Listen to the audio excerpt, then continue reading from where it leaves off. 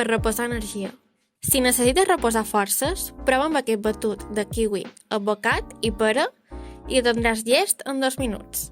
Ingredients: un plàtan madur, 2 kiwis, mig advocat, una pera, 125 grams de iogurt natural, 100 mil·lilitres de llet vegetal o de vaca i 40 grams de mel. Pas 1. Posar el iogurt i la llet al tassó de la batidora. Pas 2. Pelar i trossejar el plàtan, kiwis, l'advocat i la pera. Ho afegim al tassó i triturar fins que no quedin trossos de fruita. Pas 3.